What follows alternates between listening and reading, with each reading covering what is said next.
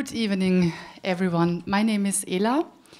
I'm co-founder of Supermarkt, and together with my two founding partners, David and Jolt, and the entire Supermarkt team, I'm very, very excited and happy to welcome each of you tonight. It's a very special occasion for us. And, I really like also the symbolism of this space, because Supermarkt actually was a real supermarket.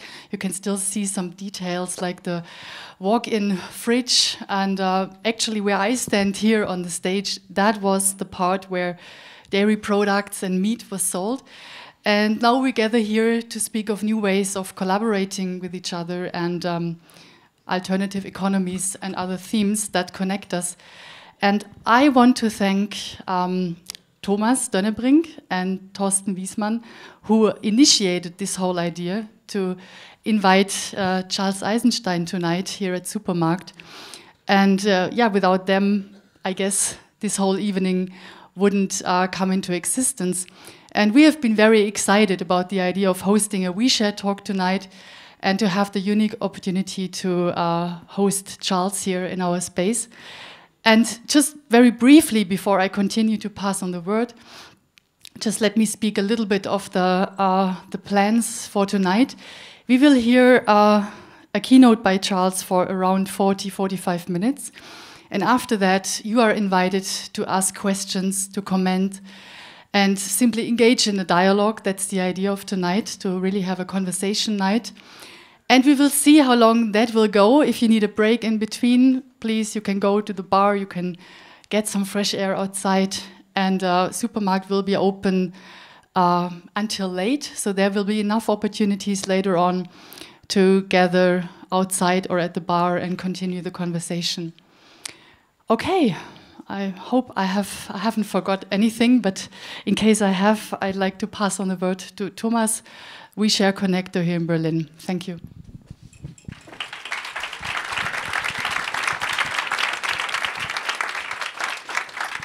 Yeah, good evening, actually. And Ela, indeed, she forgot something because she's always so modest, because she provided this nice space for us for free for tonight. So there is no entrance fee, and maybe for getting started, maybe if you go out and you liked it, maybe you can leave some, because she has to pay and they have to pay for the whole crew and everything. So it would be nice. But we just wanted to leave it open because we didn't want to put up any barriers. So everybody is welcomed. But if you go out and would like to leave some money for the space and for the man and woman power making it possible for tonight, would be very nice. Okay, and I mean, I'm very happy to see so many people and so many different people here, so it would be a very great chance for me to talk about OuiShare, about our collaborative economy, what we have in mind for trying to build this society which is more based on collaboration, on sharing and openness and everything. But with every minute I talk, there's less minutes time for Charles Eisenstein to speak and for your questions, so I will not do. I just invite you to come to our internet site, OuiShare.net, or we have a big 1,000 people big conference in Paris in beginning of May. And there will be also a OuiShare Summit beginning of June, which will be kind of a Sharing City Berlin week beginning of June here. And again, especially also most of the events will take place here in the Supermarket.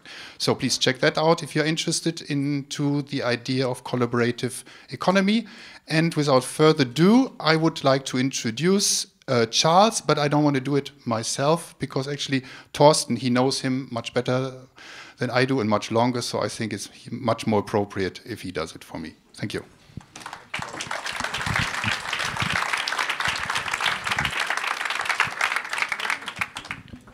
Good evening, everybody. Thank you, Thomas. Thank you, Ela. Yeah, the system works less and less well, so it tries harder to keep in tracks, but at the same time there's a lot of interesting stuff going on outside the system. For example, you cannot control stories or trust. The system tries harder and harder to control all of us with higher and higher costs. But there comes a point where the cost is becoming just too high.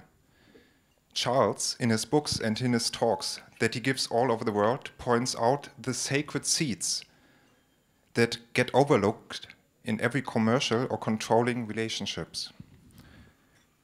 What life stories actually lie behind the idea of goodness comes from control. We see something as sacred when we recognize it in all his relationships. This sacredness gets lost in our system. A sacred relationship is something that is infinite precious. Think about sacred hospitality, for example. Charles says everything in our society has a seed of what it wants to be. As a new kind of social philosopher, he points not out what truth is, but shows us instead a path to self-acceptance where we stop to judge ourselves inside the parameters of the old crumbling system. In that way, we start naturally to explore an inner wisdom. With this wisdom, we are able to co-create a new system, a new story that is healing our artificial separation from nature and from each other. Charles says sometimes we might think we just have to come up with the right answer and everything will be good again. But exactly that is also part of the old story of control. We probably are right now in the process to learn to see who is pronouncing what kind of truth, in what kind of way, and in what kind of situation. For this, we might not find probably a better source of inspiration than our speaker tonight. Please welcome to Berlin my precious friend, Charles Eisenstein.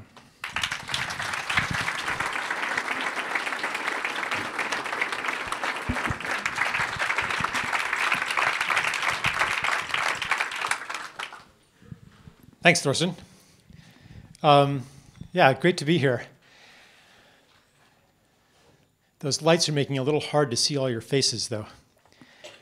But I guess it's okay. I want to dedicate this evening to Margaret Kennedy. How many people knew her or knew who she was? Not as many as I thought. She passed away last year. She was an architect and kind of an amateur economist. I'm partial to amateur economists. That was supposed to be a joke because I'm an amateur economist. I admire amateur economists, especially her, because her lack of professional training allowed her to see things that get educated out of the professionals. So she made, I think, some pretty important contributions and had a lot of influence in what we might call the new economy movement. And she was also, everybody who knew her knew that she was a very wise person, maybe even a great soul. And I kind of feel like even though she's dead, she's not that far away. She's one of those people who took a great interest in what was happening on this planet, and in a way, she's kind of still here. So thank you to Margaret Kennedy.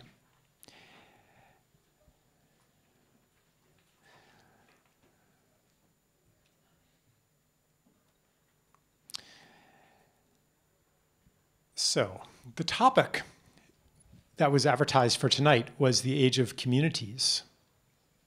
I think I will talk about that a little bit, but it might go somewhere else too.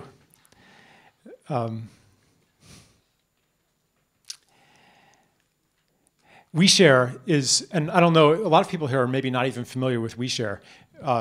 Thomas was polite enough not to go into it a whole lot, but maybe I'll talk a little bit about some of the things that organization, which I'm not that familiar with either, but I know kind of the area that they're active in, the sharing economy, which has different dimensions. One of them is the internet, which has given people new ways to share. And I'm not one of those people who thinks that the internet is like this godsend that's going to rescue us somehow. But I do think, but I'm also not one of the people who thinks that it's just only a further step into the abyss. I mean, it has that dimension too. It's in this long history of greater and greater separation from nature, greater and greater separation from each other, the disintegration of community. In this long history, the internet definitely plays a role. One time I had a student who said, this was about 10 years ago, he said his freshman year, his first year at university, everybody in the dorm knew each other. But in his senior year, no one knew each other because they were always on Facebook. And the more that we're in the virtual world, the less that we're in the physical world, the real world. So I'm not like, a worshiper of the internet, but it also is allowing people to come together again too. I don't think we can ignore that. And so one way that it is allowing that is it's allowing sharing of things that were not shared before, things that were bought and sold before, but were not shared before. And now we think nothing of listening to music, using software, watching videos, reading news that we didn't pay for. So there's definitely a sharing economy, exemplified maybe the most beautifully by the open source software movement, where people are creating really useful things without getting paid to do it. And this is something that is difficult for economists to understand, because at the foundation of most economic theory is the concept of maximizing self-interest. So if you're not getting something in return, then why are you doing it? They have trouble dealing with this. And maybe they say, well, you're getting some kind of reputational currency and something like that. They have their explanations. But I think that the sharing that is in the open source movement has a much better explanation, which is that human beings naturally want to contribute to something larger than themselves. That we are, you could say, beings of gift. That we don't just want security and to maximize our own well-being or our own self-interest, our own financial self-interest, our own reproductive self-interest, as biology would say it. We don't just want that. Any of you who have ever been in a situation where you're getting that and not contributing to something beautiful to you, maybe you have a great job, making a good living, safe investments, but your job is meaningless to you. You're going to feel, probably, I wasn't put here on earth to do this.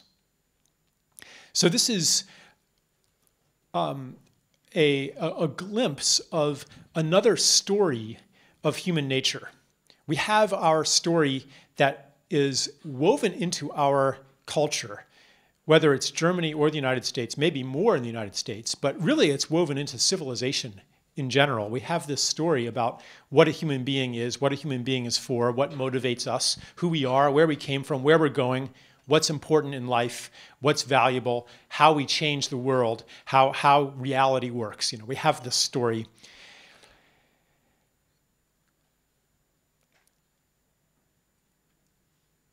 And that story is the foundation of our civilization, and that story is falling apart. And so one thing that story says is human beings are motivated by self-interest. But I think most people in this room probably have personal experiences that might offer themselves better to another story that says we are here as givers. I'm not saying that that's the truth either, but it's another story that maybe fits this evidence better and that is perhaps more at home in the sharing economy. And so really the point I'm trying to make here is that this the sharing economy, it's not just like some superficial, new trend in economics, right? It's also touching on something a lot deeper. It's touching the transition that we're seeing in economy is part of a bigger transition and a deeper transition, a transition in our basic story. You could even say our mythology. The answers to these big questions that I just mentioned. Who am I? Why are we here? And so forth.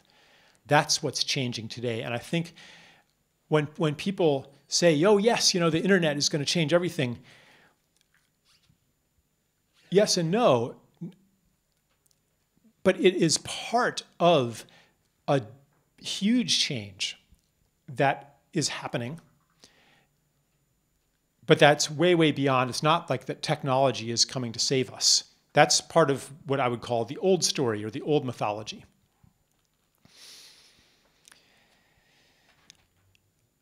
Okay, so there's the internet sharing economy.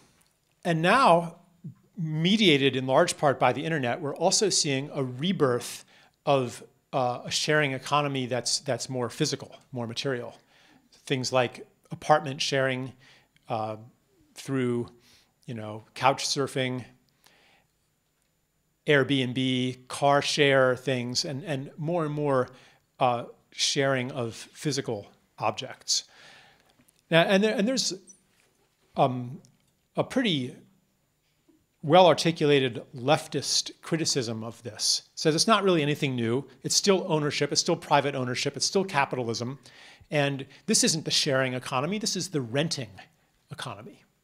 And I think that there is definitely a point there, but it's also getting us used to the idea that my things are not for me alone to use. So it's perhaps a step toward what might be genuinely a sharing economy. My things are not for me alone to use. The next step is they are not my things. Really what this is about, it's about control. When you're renting something, you're still in control of it. You decide who gets to use it. It's still mine. True sharing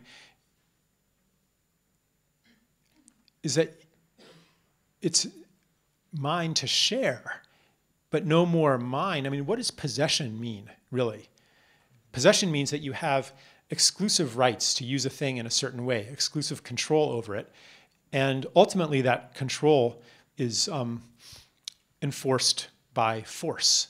If somebody comes and grabs your pen, then you could call the police, and force could be applied to return your possession to you. So I think ultimately that's where we're going, and that's where community comes in. Community is built around something that's in common, something that is owned by everybody or owned by nobody, the commons. And that's also, again, part of a deeper shift when we stop seeing the world as, when we stop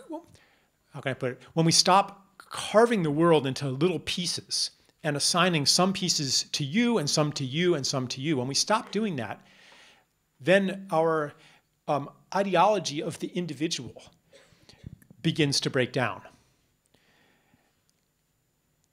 So let me explain a little bit more about that. So I'm going to say the old story and the new story. But I want to also mention that the new story is actually a lot older than the old story. It's also an ancient story. And really what's happening, what's new is for this story to operate in a mass society like ours. But it's not new. And everything that I to say about the new story, you'll probably recognize if you have any knowledge about indigenous people.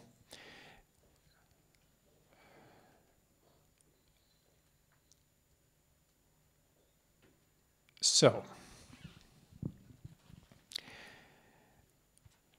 the answers to these questions, what is the self? Who am I? Where do we come from? Where are we going? What's important? What's valuable? The old story basically says this. Who you are is a separate individual in a universe that's separate from you. Kind of like you're this, soul encased in flesh, or this bubble of psychology inside a flesh robot. And so, and the other ones, because they're separate from you, what happens to them need not affect you. What happens to the world need not affect you. I mean, it might conditionally affect you. Is my English okay for you guys? Okay. It might conditionally affect you, but in theory, because you're separate, you could insulate yourself from everything that's happening to other people if you could only exert enough control over the outside world. And the outside world is fundamentally controllable, and the story says your well-being and the well-being of humanity comes through controlling this world outside. Like, these separate selves, they're not your friends. Their well-being is not your well-being. They're your competitors. The more that they have, the more that they control, the less that you control. So your well-being comes through expanding your control. And on the collective level, humanity's well-being in this story comes through expanding our control over the universe outside of ourselves. And that's called the conquest of nature, which is something, the conquest of nature, that doesn't sound beautiful today, does it? But it did 2 generations ago. That was a great thing. And if you contributed to that, you were celebrated. If you developed a way to cut down the forests faster, more efficiently, you were celebrated. There was no apology necessary. So this is changing. The story is becoming obsolete. And everything built on it is becoming obsolete. Obviously, because for one thing, the conquest of nature and our efforts to control everything are no longer bringing the positive results that our ideology says. You know, it's supposed to make life better and better, but is life actually getting better and better? Are we better off than we were a generation ago?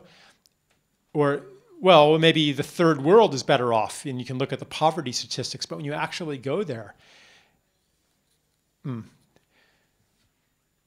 okay, this ideology is impossible to refute, by logic and evidence. I've had this conversation before. I was talking to so part of what I like to think about is the meaning of development, economic development, say in India or Africa, you know, and the word development. If you think about it, if you call Germany a developed country and India a developing country, basically you're saying that the destiny of India is to be like Germany. So it's kind of arrogant, you know, it's like your destiny is to be like us. And so, you know, you actually examine what's behind the numbers. And you maybe are talking about, you know, a certain region in India, and look at that, GDP has gone up. But then you actually go there, and it turns out that the reason GDP has gone up is because everybody who was a subsistence farmer, who didn't pay for food, who knew how to build their own houses, in a place, if your house burned down, the neighbors would all come and help you rebuild the house, where you didn't pay for babysitting because there were lots of kids and people outside all the time, where you didn't pay for water because you got it out of the stream, where you didn't pay for clothing because people made their own clothing, where you didn't pay for medicine because herbal knowledge was widespread, where you didn't pay for entertainment because everybody would sing and play instruments. Like, they made less than $1 a day.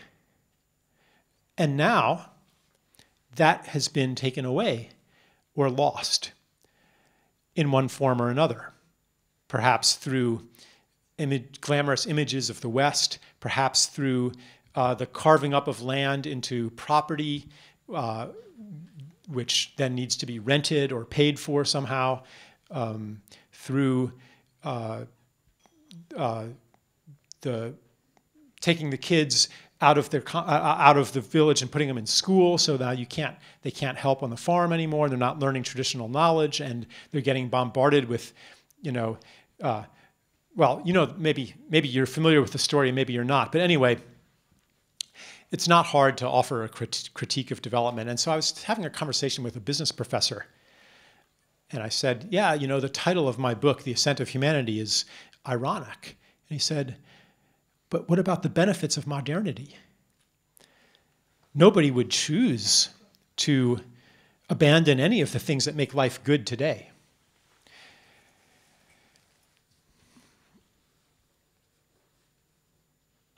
something deeper is at work here.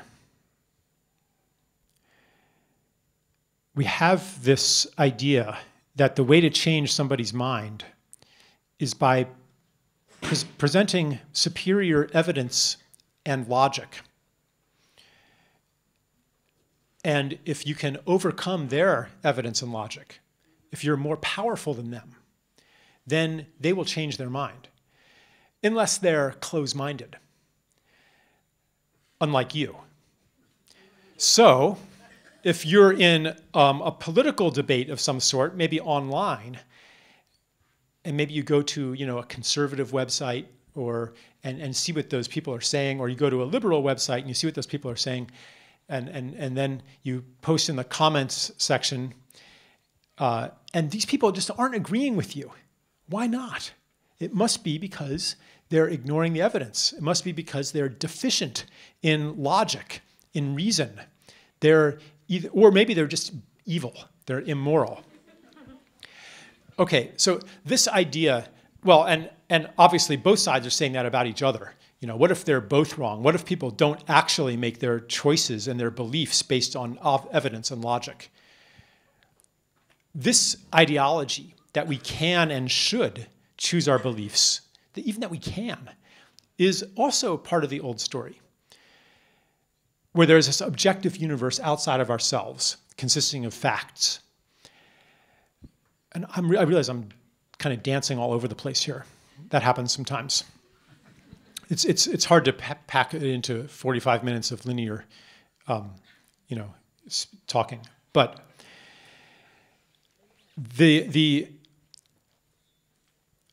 because the old story that I'm talking about is so all-inclusive, part of it then, and this is related to the use of logical force to overcome somebody else, part of it is an ideology of force. And it's rooted in modern science, which says that nothing changes in the world unless a force is exerted upon it. So if you want to change the world, you have to marshal your forces. That could take the form of financial force, political force, or psychological force. How do you make something happen? Even that question, how do you make something happen? It is saying that the world outside of ourselves things don't happen in a coherent way by themselves. And this is, I call the old story the story of separation, because it says that the world outside of ourselves does not have the qualities of a self, does not have intelligence, purpose, consciousness, or beingness. It's just a bunch of stuff out there. Of course, if you believe that, then goodness, safety, well-being is going to come through controlling this kind of turmoil, this random play of forces and masses outside of yourself. But if you see the world outside yourself as having some kind of inherent order, some kind of inherent intelligence, or a destination, as having a place that it wants to go, an order and an intelligence outside of ourselves, then the question is no longer how do I control it, or how do I make something happen, how do I make somebody change, but perhaps what is the change that wants to happen, and how can I contribute toward that? How can I contribute my gifts toward that? So it could be on the technological level or on the collective level. Here's what does this land want? What healing is possible here? How can I serve that?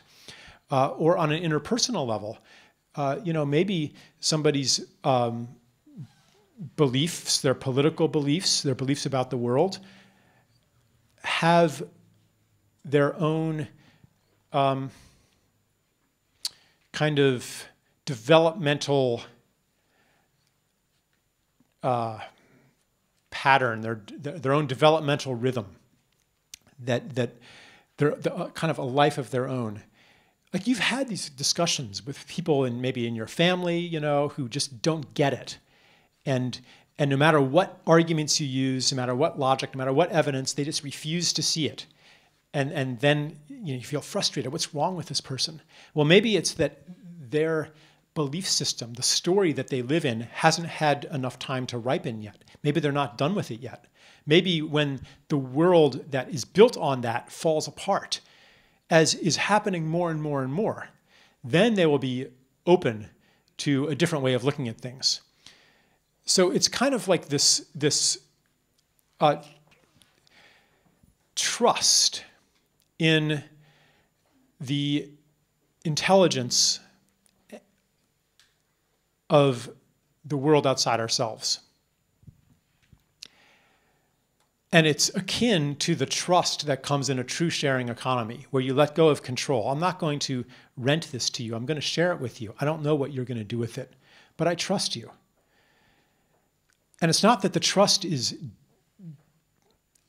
disembodied from social relationships. Maybe I trust you because people have trusted me. Maybe I trust you because I see the way that the world works in a context of sharing. I see lots of people being trustworthy. So the world that I see reflects back at me my belief and trust. And that's why the transition to a sharing economy is difficult, because we have habits that we've gotten from a competitive society where people are trying to rip you off, where it's almost universal that you're trying to be ripped off, that people are trying to rip you off. Look at corporate slogans. Making life. I mean, all the corporate slogans are lies. No matter what they say, what they really are trying to do is take your money, and that's really what business is in our culture. They're trying to take your money. Now we have a new trend called social enterprise that's very different. And even within traditional business, there's something else too. Like Thorsten was saying, every institution of our culture has the seed of what it wants to be.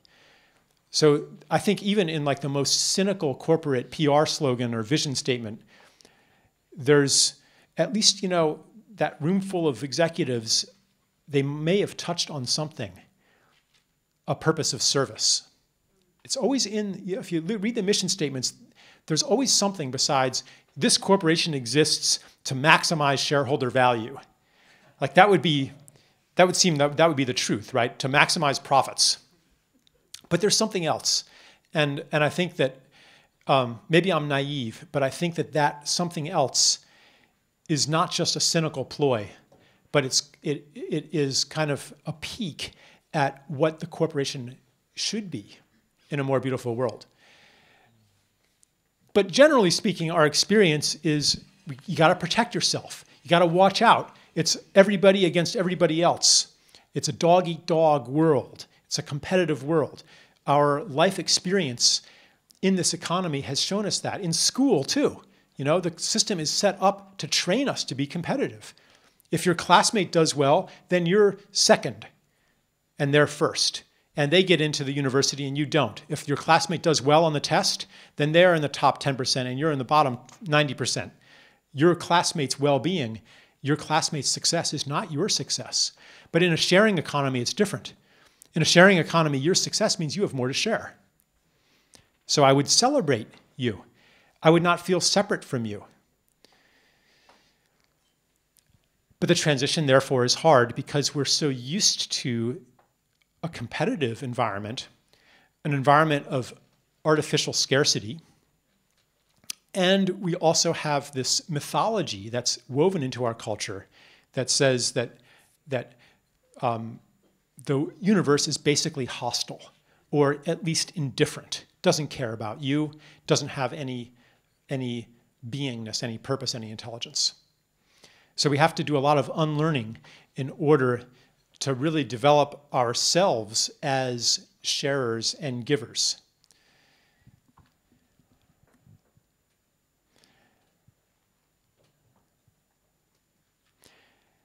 So what I would call the new story offers a different answer to the question, who am I? And a different answer to the question, why am I here? And how does the world work? Who am I? Well, I'm the totality of all of my relationships. I'm everything. Everything that happens in the world is happening to me, inescapably. I can't insulate myself from it, no matter how much control I exercise. Thorsten was also mentioning this kind of spiral of control. So what happens when control fails? As the news story says it must. Say ecological damage. Well, not a problem. We'll just build bubble cities. Fukushima. Nah, it's happening somewhere very far away. Not a problem. And if the radiation gets close to Europe somehow, well, I have money, I'll buy food that was grown in North America. Or I'll move. I can escape it. The news story says you can't escape it.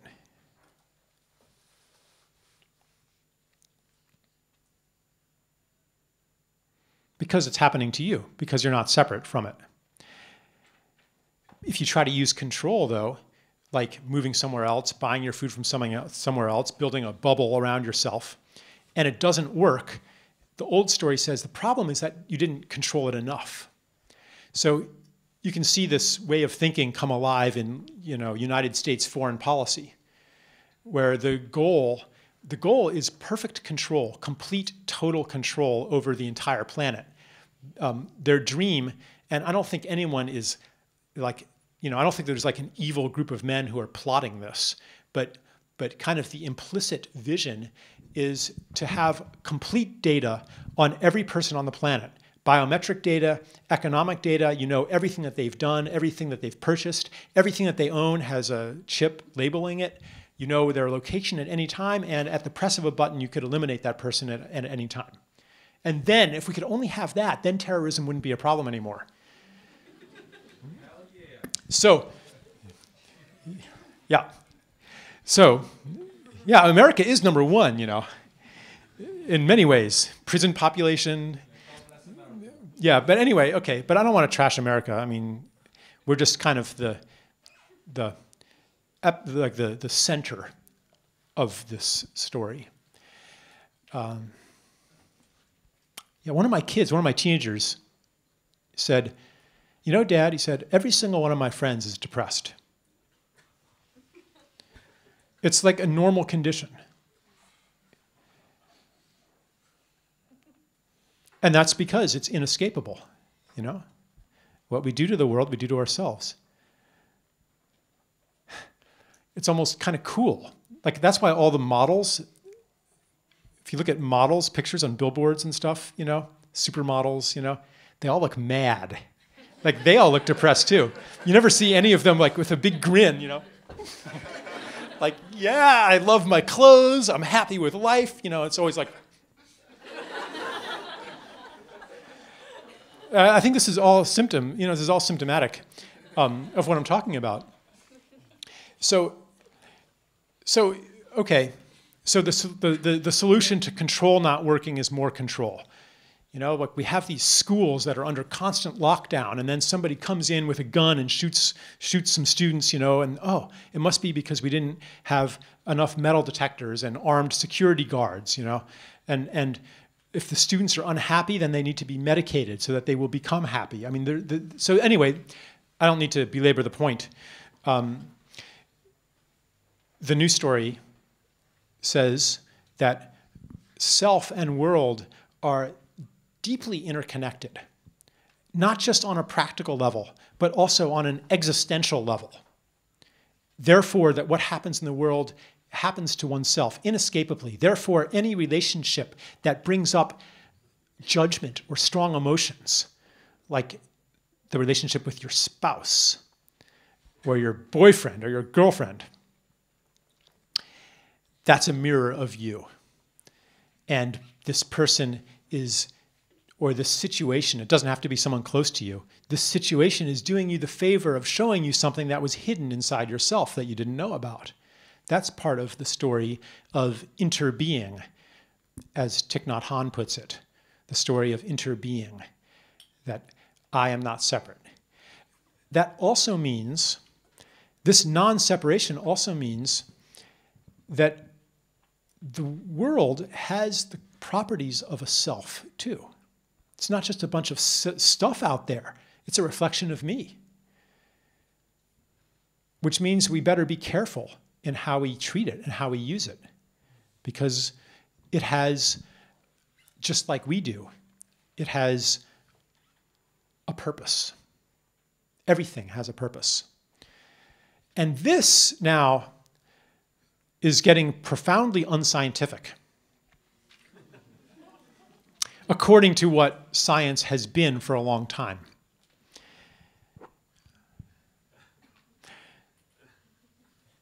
Every child knows it, though. Every child can look at here, you know? Like, here's this yellow flower. And it's quite natural when you enter a child's mind, which is still alive in all of us, to be like, it's quite natural to think that this thing has desires. It has an experience. You know, it's a self. It's a being. And then we grow up and we say, that's just an anthropomorphic projection. A projection of the qualities of a human being onto, you know, what is this? This is just some plant tissue. You know, it's just composed of carbon and hydrogen and oxygen and nitrogen and you know, and those are just protons, neutrons, and electrons. It's just things. That's kind of the mature way of looking at it. And we do the same thing to our childish selves as we do to indigenous cultures. They're primitive. They don't understand the world. Really, when they say that the river is alive, that the Ganges is sacred, that the sun is alive, that the rocks, the mountains are interacting with us, yeah, that's anthropomorphic projection. That's superstition. We know how the world really works. There's a saying in the Bible, by their fruits ye shall know them. If we really know how the world works, why are we messing it up so much?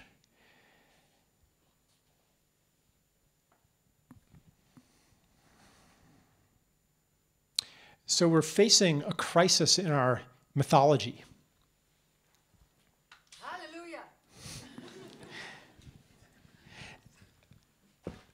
And I find that no one really believes, well, not no one, but more and more people don't believe in what it looks like everybody believes. On the surface, things look worse than ever, at least in my country. The wielders of power seem more powerful than ever. The bankers, the corporations, the military-industrial complex, the pharmaceutical companies, the political classes, they seem more powerful than ever. But the ideological core of that power is hollowing out, very much like what happened in the Soviet Union. In the 1950s, in the 1960s, most of the people, and certainly the elites, they believed in their system. Khrushchev said, "We will bury you. We will bury you." And he didn't say it out of bravado. He said it because he knew that the socialist system was superior. It was an historical inevitability. We will bury you. They really believed in it. By the 1980s, the early 80s, all of the structures of the communist state were still intact. And if you said that in 5 years it was all going to fall apart, you know, in 1985, if you said the Berlin Wall will be gone in 5 years, people would have said, not only are you an idiot, you're a dangerous idiot, propagating false hope. But really, by that time, the Soviet elites, they didn't believe at all in the superiority of their system. And I find that we have the same thing here. We're living in this story that we no longer believe in, but we're still reenacting the habits of that story again and again and again, and trapped in the structures that are built in that story, trapped in the structures of money, for example. But more and more, people don't really believe in what money tells them to do. Very often, the thing that's exciting to you, the thing that's beautiful to you, that's not the thing where there's lots of money. You know, that's not where you're going to get rich, usually. Not always, but usually what's really beautiful and exciting to you is something that there's no money in that. You know, so money is not aligned with the news story. So a lot of people now are, and I think I should probably need to stop talking soon, but I'll just say a lot of people, both on an individual level and a collective level, people are going through a transition from the old story to the new story. Part of that transition is a space between stories, sometimes, where the old story's fallen apart. The systems of meaning built on it are falling apart. And you enter that space, it could happen, usually it happens through some kind of crisis, like losing your job or your health or your marriage, you know, something like that, a crisis. And it's like the world falls apart and you don't know what anything means anymore. Everything that you thought was so permanent is revealed as, you know, it was just an illusion. Everything that seemed so real was revealed as just a story. And you don't even know what's real. You don't know how to engage life even. It's a sacred space, actually. And I think that that's starting to happen on a collective level too. I see politicians all the time trying to make meaning out of things that just don't fit the story anymore. You know, terrorism. No one really believes in terrorism. You know, no one's really scared of terrorists. They had this thing in the States, this warning system with green, you know, yellow, orange, and red. And red means like there's an imminent terrorist attack. Orange means a high threat level. Yellow means this, and green means, you know, everything's perfectly safe. And they had announcements in the airport. Attention, all passengers. The transportation, the Homeland Security Department has raised the threat level to orange. You know, oh my God, did you guys hear that? It's orange now. Nah, nobody paid attention to that. You know, it was just a matter of political posturing. Nobody really believed in it. But we're getting sick of this world of images and posturing and signaling and messaging, you know, and where nothing is real and nothing is honest anymore. So this is another dimension of the collapse of our stories. No one believes in it anymore, but we don't know what to believe in.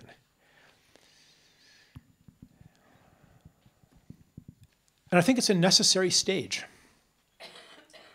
You have to let go of what doesn't work before you're willing to try something that does work, or even to experiment. So maybe I'd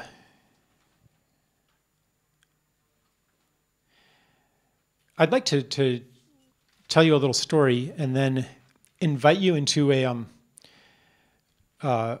one-on-one activity, a kind of a conversation.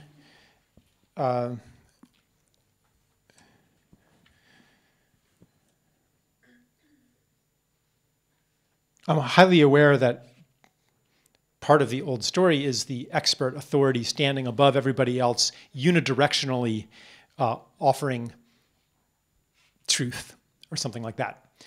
And I'd like to really tap into a different archetype of a storyteller, not the expert. Some of you might be a little dissatisfied with the lack of rigor in my presentation. Maybe I should be presenting you with peer-reviewed studies that document that people don't change their beliefs based on evidence. Actually, I could do that. There was a study. There's been a lot, actually, but it's entertaining, I will tell you it. At the University of Michigan, they did this study where they took people and confronted them with evidence that contradicted their beliefs. What did they do? Did they change their beliefs when presented with evidence that directly contradicted their beliefs? No. They became more convinced of their beliefs, not less. Is this reminding you of anybody you know? More convinced. Well, maybe that was just the ignorant, uneducated people, not people like you and me. Nope. The more highly educated someone was, the less likely they were to change their beliefs based on evidence. Anyway, that was not the story I was going to tell. Yeah. Margaret Kennedy was very good at bridging to people who considered themselves very rational and scientific. She was not very threatening to mainstream eyes, and she was effective in that way. And maybe I'm a little less effective because I'll say things like I'm about to say.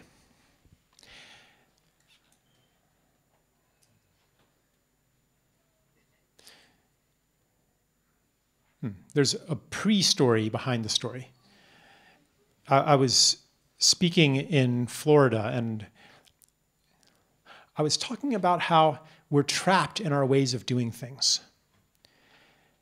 Speaking about activists, using tactics that we're beginning to realize are counterproductive, that bring the opposite of the result that we want. And maybe we need to just kind of give up and do nothing. Maybe our worldview, and this is the worldview of force, nothing happens if you don't make it happen.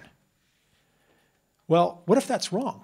What if there are other parts of, I'm not saying never do anything, but what if there are other parts of the process? The part of waiting, the part of stillness, the part of the mystery, the part of questioning, the part of gestation. You know, what if there are other parts of the process that we devalue? Well, anyway, I was talking, and this young activist got up and said, "How can you say that, Charles?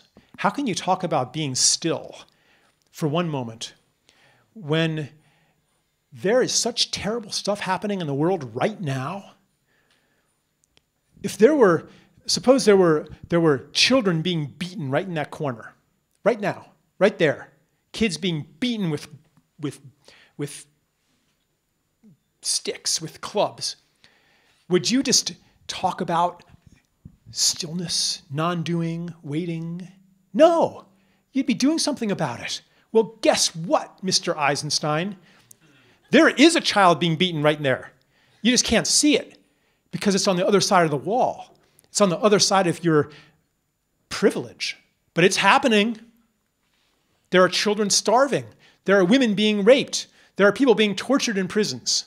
There are forests being cut down. And here you are in a room talking. Do something. And I didn't point out that he was in the room too. Like, and what was he doing? Talking. But, you know, I said the situation, actually, maybe I didn't say this, okay? Maybe I wished I had said this. But as I tell the story, it seems more and more like I actually did say this. So let's just say that I said this. I I said, it's not, the situation is not like that. If there were a child being beaten right there, we would know what to do. You know, we can overpower the attackers. We know what to do. But what would happen if you were alone in this room and you saw 100 children being beaten? What do you do then when you don't have enough force to overcome the attacker?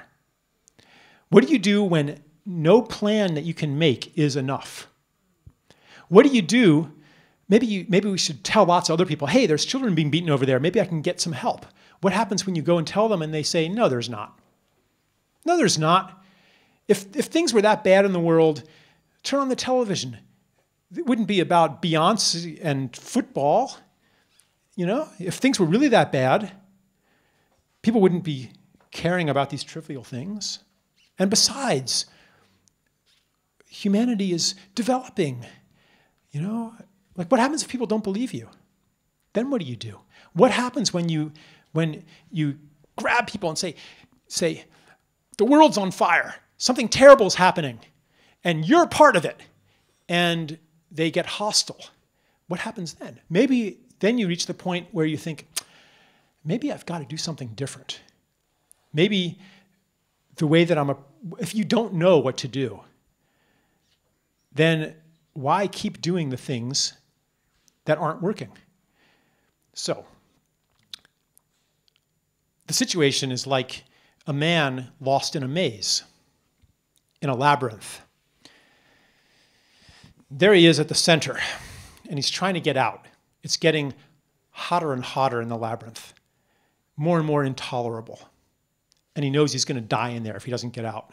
So he's running. He's desperate to get out. Running and running and running, hitting a dead end, turning around, going in circles, back at the beginning again, getting more and more desperate. And just, you know, hitting the same places again and again and again, going through the same routines, repeating history. And then a voice says to him, maybe you just need to stop. Maybe you just need to stop. And he says, no, I will only get out by using my feet. If I stop, then I will not be making progress towards getting out. I have to keep running. I'm going to try even harder. I'm going to run even faster. He runs even faster, and he finds himself back at the center again, and he's exhausted, and he just gives up. And then,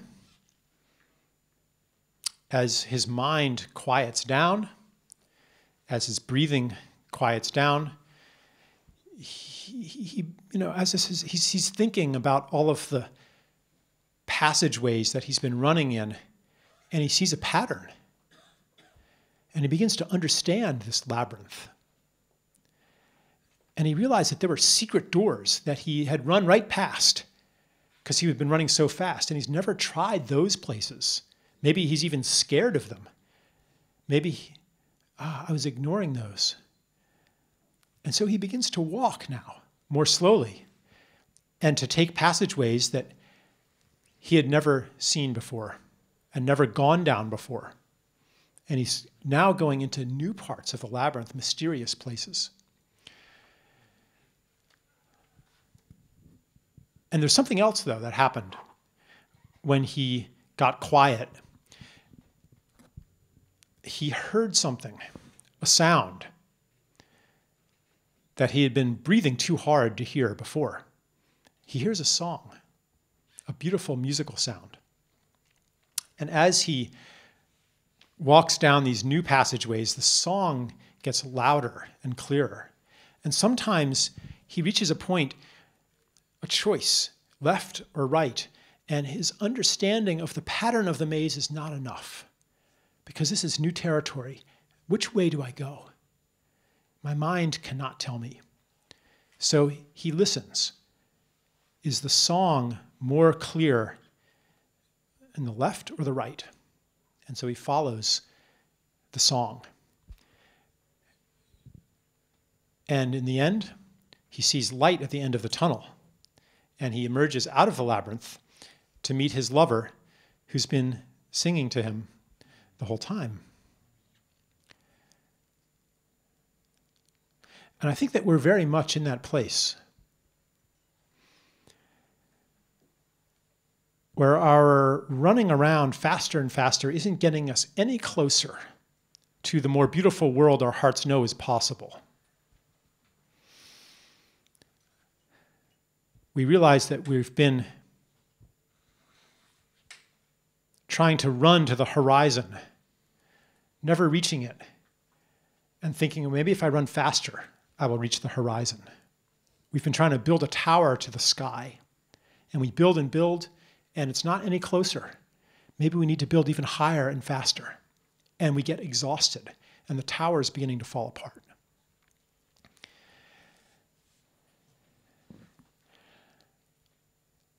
And so people are beginning to kind of give up, to drop out, to walk out. Sometimes they know what they're walking into. Sometimes they just want to walk out. I don't know what's next. And all of the ways, climate change, what do we do? Well, the conventional thinking is geoengineering to solve the problems created by control-based technologies by exercising even more control. That's just a small example and not entirely accurate, but you get the idea. The pesticides aren't working. What do? Develop super pesticides, genetically modified organisms, you know. And when that doesn't work because there's super weeds, then we develop even more super pesticides. So running faster and faster and not getting any closer and getting exhausted and stopping. And now the ways that we're used to don't work. What do? Well, we listen to the song. How do you make a choice when you're in this place where you can't predict what's going to happen? You don't know, is left or right going to get me closer to my destination? I don't know. But one of them feels different. One of them, there's a song that we listen to. And that tells me this is the way to go. And I can't explain it.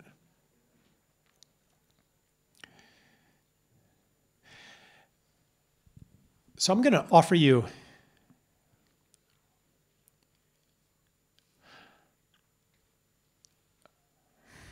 today someone asked me what set me on this path. And I spoke of experiences that I've had. You know, this wasn't something that I did through my own efforts, you know, or that I saw by trying really hard. And I think all of us get these glimpses of what the world could be and of who you could be in that more beautiful world.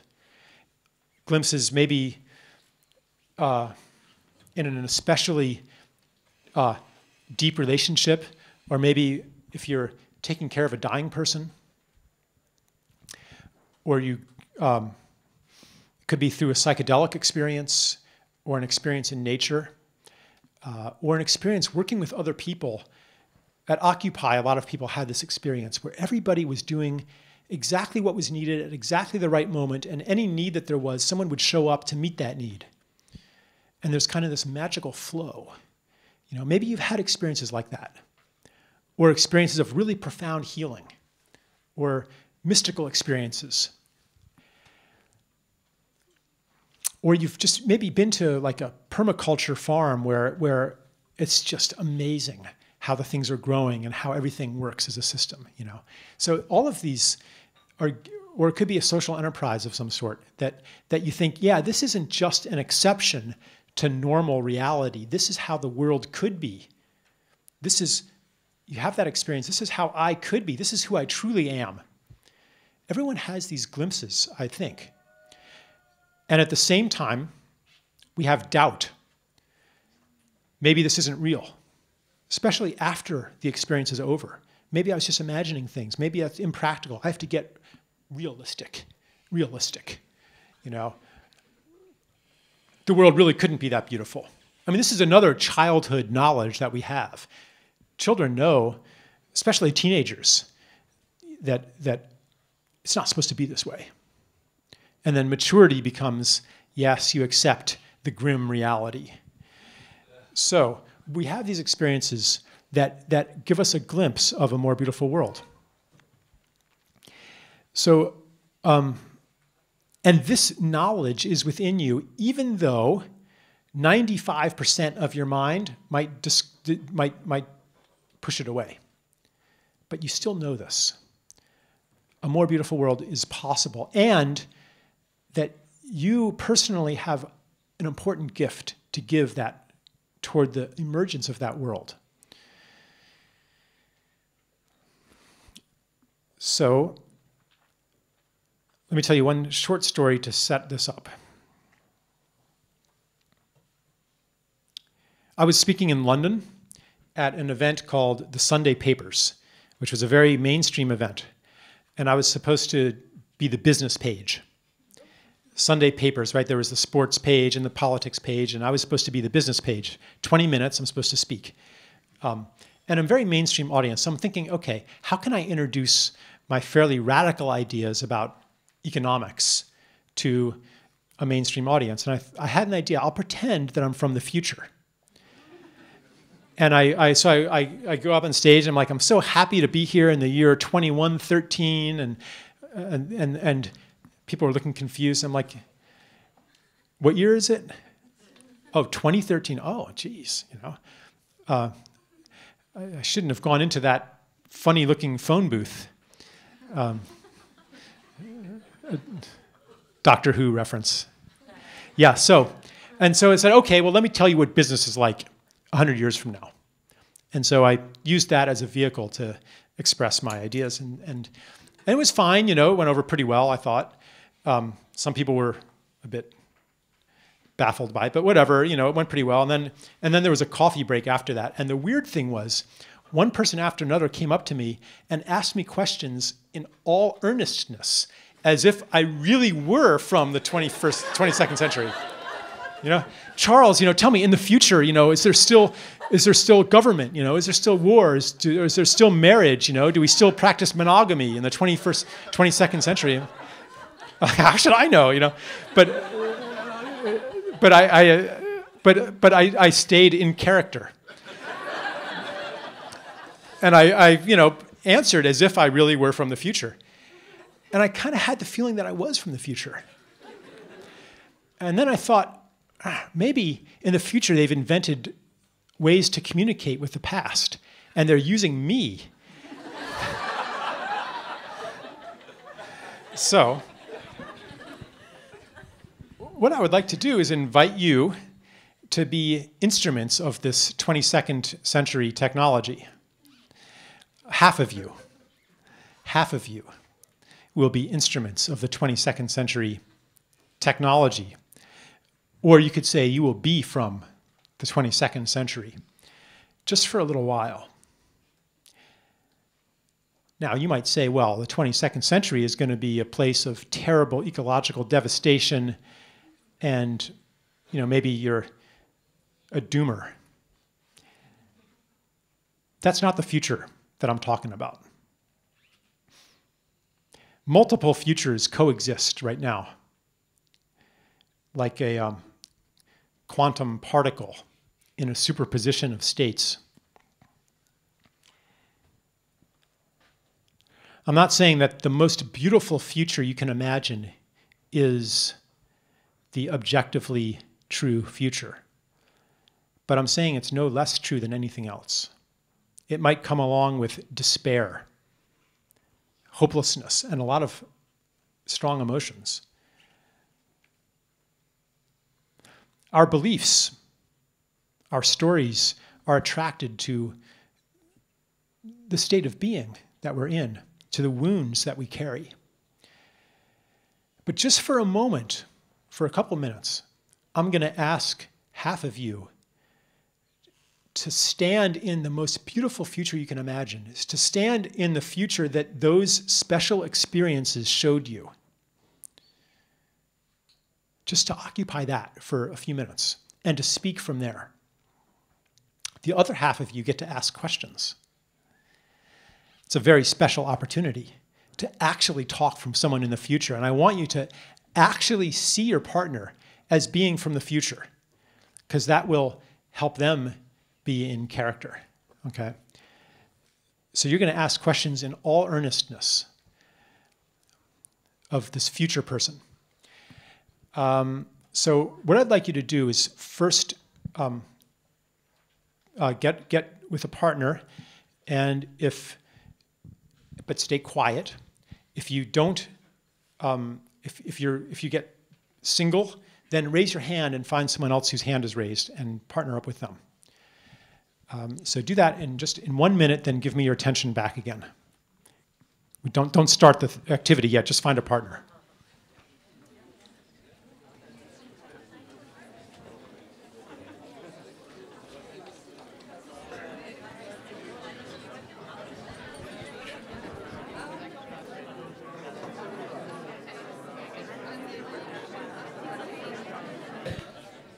So now everybody get quiet. The people from this year, you know what you're doing. You get to ask any question you want. People who are coming from the future, close your eyes for a minute.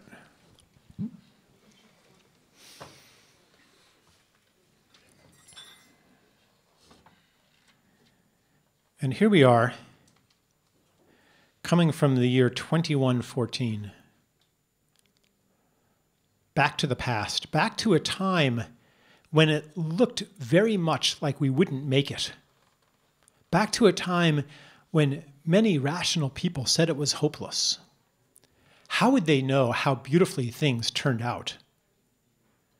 How could they imagine that we cleaned up the oceans, that we replanted the forests, that we took care of nature, that we found that peace broke out in countries that had been in war? How could they know that it would be okay? How could they know how beautiful the world would become?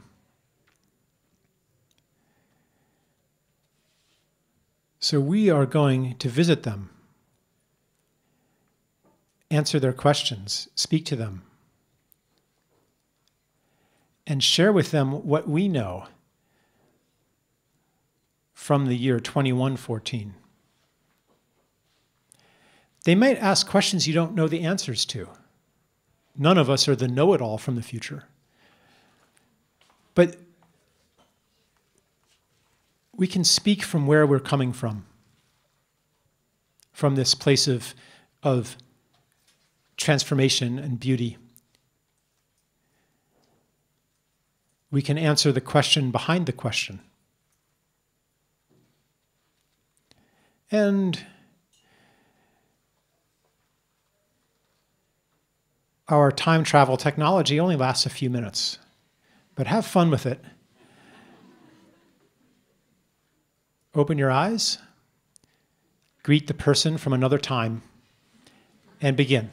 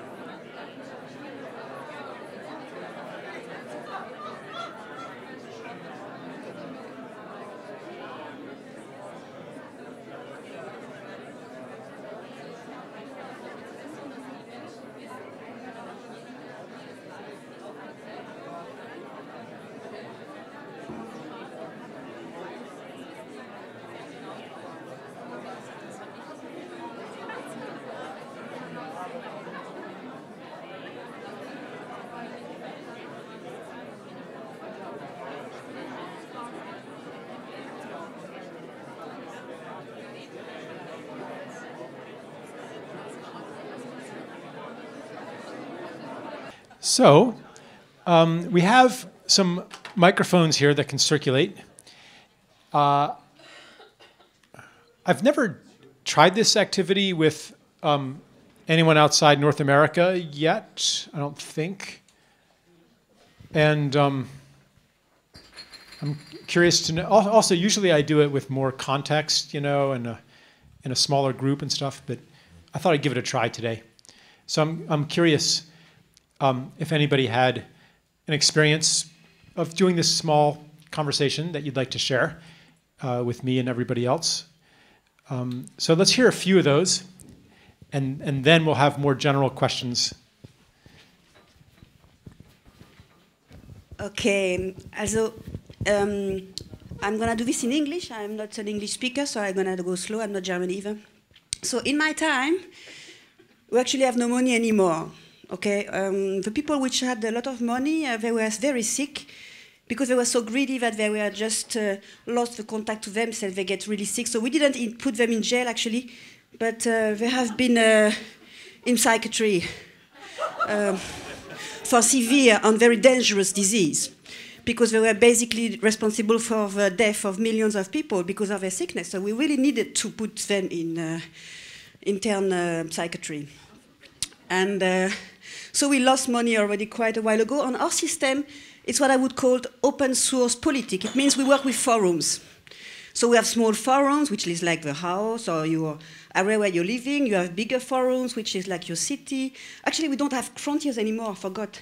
But we have phones, groups. So it means, for example, I'm in the German phonic group, but I also speak French and English and Dutch and actually Latvian. So, but I'm still in the German phonic community, and I'm also busy in this community. What I want to say, which is really important, is that what are the major change, because we know this from the history books, because we have also history books, we know how you've been suffering. And that was kind of the peak, the beginning of the 21st centuries of the catastrophe. And actually, interestingly, what really happened is that the disaster like Fukushima was the one which actually waked the people up, because they realized that there had been a complete Pacific Ocean which were irradiated, and they had to do something. And suddenly, and that was the first international forum, or interphonic forum, I would say, where people decided together, all scientists together, to find a solution for it, because it was really an emergency. It was not only the disappearance of bees and everything, and it was everywhere, something's happening. So people really started to use the internet to reconnect themselves. Can I ask you a question? What's your name? Bilbo Calves. Hi. Yeah. Yeah.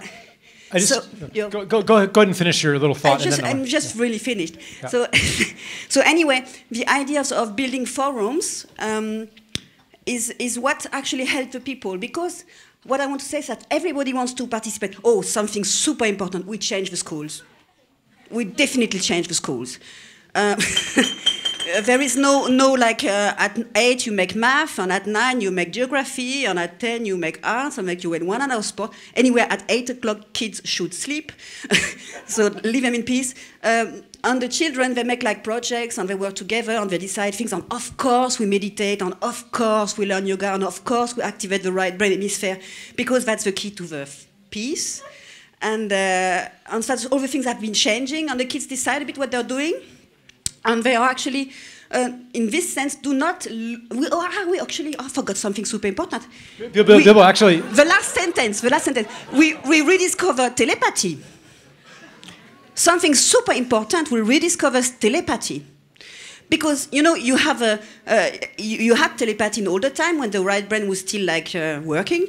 And then they started to build like machines to communicate on telephone, and they get smaller. At one part, they were thinking of making chips to communicate, and then they say, "What the fuck? Nothing, just telepathy." Okay, thank you. Thanks. I was going to ask you. It sounds like you really are having an experience of speaking from the future. Yeah. The thing is that I'm actually coming from the future. Yeah. That's why it's easy to do it, and I'm also preparing a project from September, which I wanted to do in this place, but maybe I will do in another place, which is actually based on that. So if people want to know, they can ask me. So yeah, anyone else have? I'm not necessarily telling everybody what your vision of the future was, but your experience of doing this conversation. I'm also curious about that.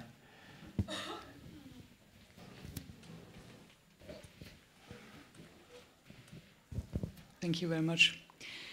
Yeah, I think my most important experience during our conversation with my friend from the future was that peace he had.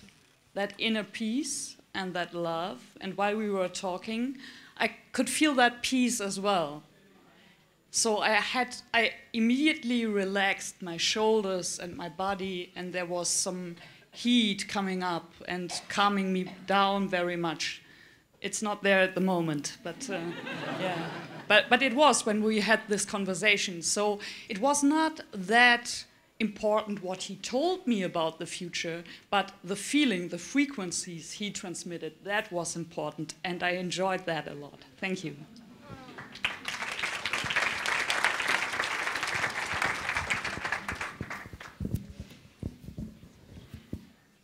I was from the future, and I had to cry when I told that people in general learned how to hear the song, how to take care of each other and the earth. I was deeply moved, so I enjoyed doing it.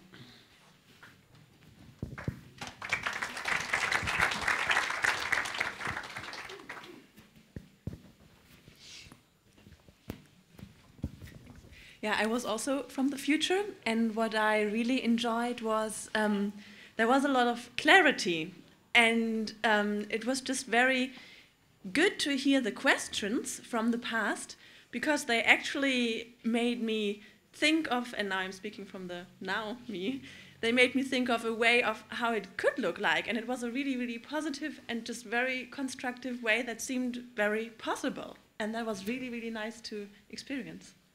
Thank you.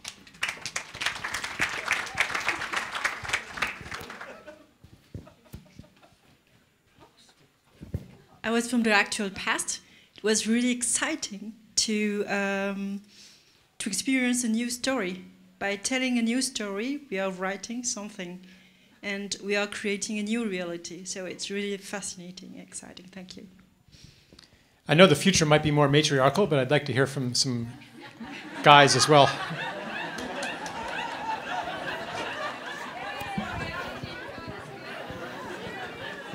So I was a future guy. It was great to hear what are the big questions. So say that again. It was great to hear what are the big questions of today.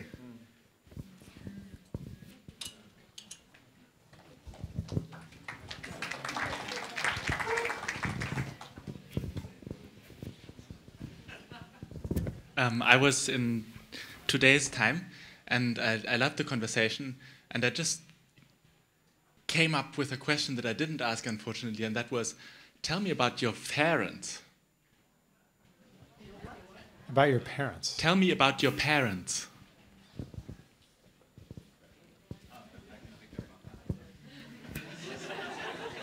It's okay to... I was also from the future, and it was the same question. What did your parents do? And I said they worked and toiled and suffered under the illusion of not having enough. There was always scarcity. And I said, from the future, don't worry. Inside of your body, this universe is, you are a dynamo. Every step you take is creating energy. You are just basically a reflection of the incredible abundance that we live in, and you are safe and secure. Don't worry about it. There's going to be a lot of bullshit before we get to where you are, where I come. You know, the 100 people that own everything right now that you're kicking and screaming to get a little teeny piece of the pie from are not going to let that go too easily. But in the very near future, we are going to live in absolute unimaginable abundance. It's inside of us. You're a dynamo.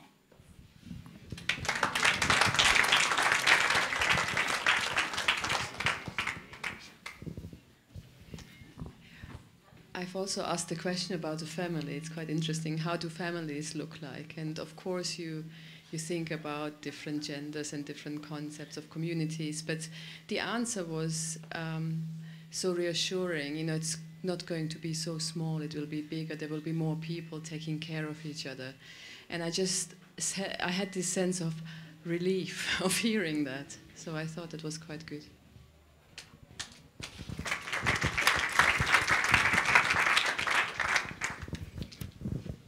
Actually, I somehow asked, I don't know if it was like exactly like this, but I wanted to know if there was suffering. And she said no. not like today. It's all better. And then I started to disbelieve that she was from the future.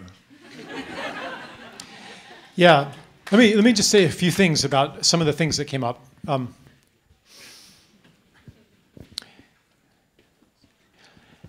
I should have said this before, but it's important to stand in a future that is at least plausible to you.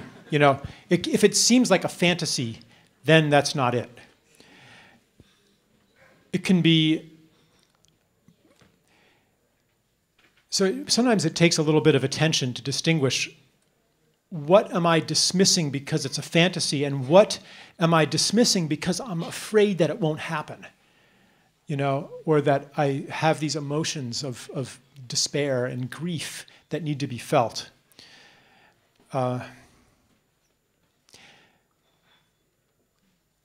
One thing that came up with the scarcity and the you are a dynamo, you know, and the world is abundant. Like, one bridge that I do like to make is between kind of activist people and spiritual people. You know, and so there's this kind of spiritual teaching that if you only shift your perceptions to the mentality of abundance, then you will experience abundance because scarcity is just an illusion.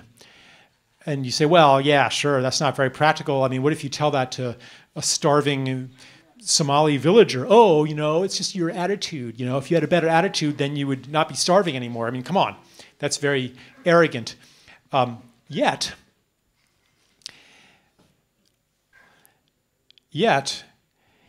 if you analyze the reason for hunger in this world, it's not because of lack of food on a global level. More food is wasted than would be needed to feed the hungry people. Depending on the statistics, something between 30 and 40% of food in Western countries is wasted. And that's only after the farm. Post-harvest, 30 to 40% of food is wasted. That's enough to feed all the hungry people already. Not to mention the amount of land devoted to biofuels. And in my country, to lawn grass, the #1 irrigated crop. So, like, food scarcity it's because of our attitudes, because of our systems, because of our systems of meaning, because of our money system. It's not due to lack of food. And I could talk about many kinds of scarcity that are ultimately all because of the way that we see the world. So I think that there is kind of a political truth inside that spiritual teaching that's not usually developed. And I'm not saying that, well, I could go on to a more metaphysical thing, but I don't mean to dismiss the kind of New Age spiritual teaching either. There's something there too, but I don't want to go into it right now because I'm actually really enjoying your these sharings. I'd like to hear a few more if that's okay. Yeah.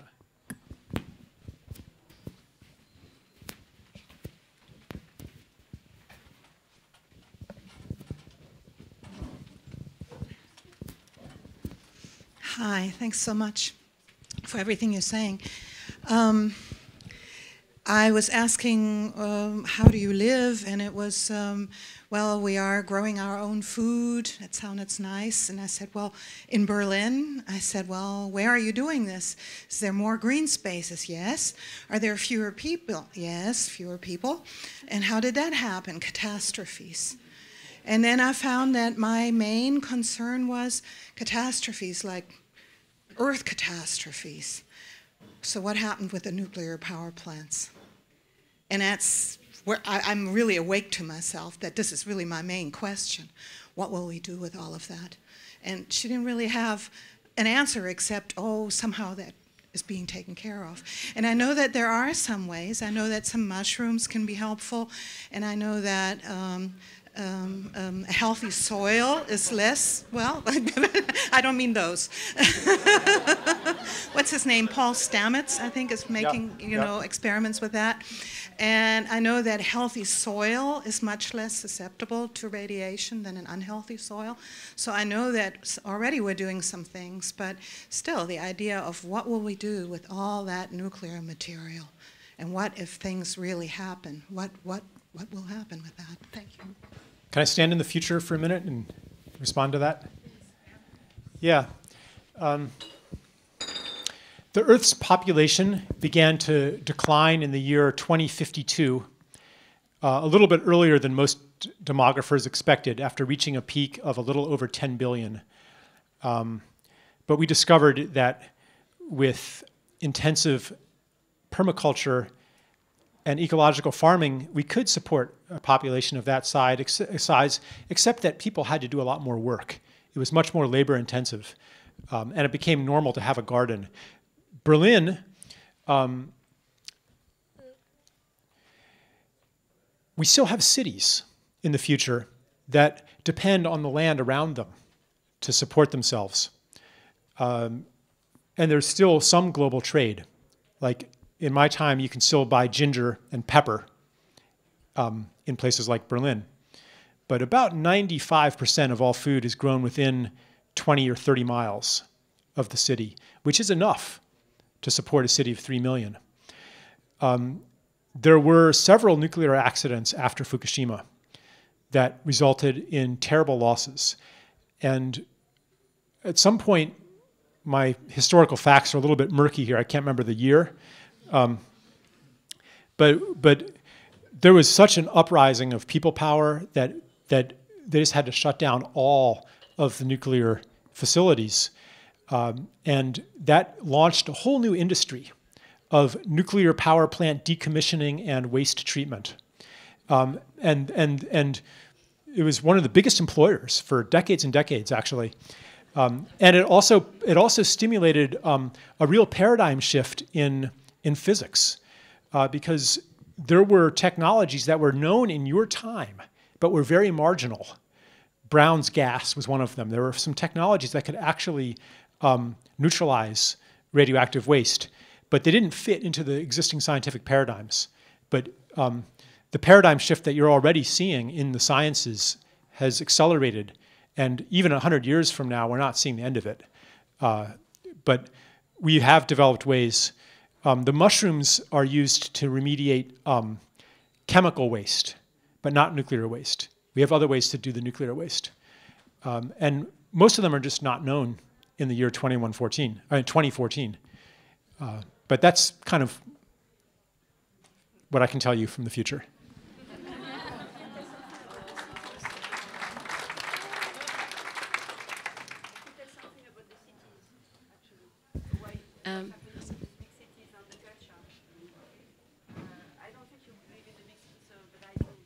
No, we do still have cities. Yeah, cities are wonderful. You know, there's something really beautiful about the city. Like it's an archetype that exists. I mean, yeah, there's beauty in the city. Yeah. What I want to say is that in our times, big cities are actually not so huge as they are now, because as we don't have the money system, we are not forced to have everybody in big cities. And actually, the people in the big cities are more a kind of group of people making art, on thinkers, on stuff like that. And they still Right. have gardens anyway. They're cultural things that need a big concentration of people. 100 years from now, I mean, there are some cities that are still over 5 million people, but most of them are more like 1 million, 500,000. Yeah, but let's have some more. Someone back there, and then this guy here too with the blue glasses. I would tell about my experience with my future messenger, and also I would like to hear more experience about the relationship between the present and the future, because I didn't know Corona before, and I think now, as I can say it only very general, that I have now a relationship to her, and I think it's about responsibility, because I asked her a question which is very important to me, and she gave me an answer which was very satisfying for me, and it gives me also trust. And she, I think it's this connection between present and future, which is very interesting. And I would like to hear more experiences or impressions like that, or different. The invitation has been heard. Thank you.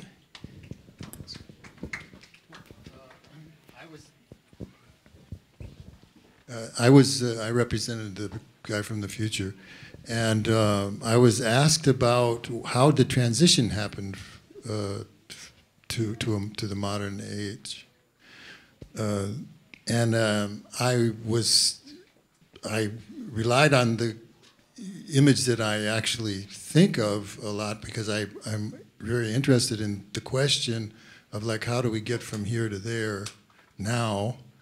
Like, what do we do next? And I've always, I don't know when I started thinking this, but in the 60s, I think of the 60s as a model, in a sense, of a mass cultural change in the world, and I tried to use that as an example. And then also I thought of the Berlin Wall and Arab Spring, which I didn't mention, but I thought of it.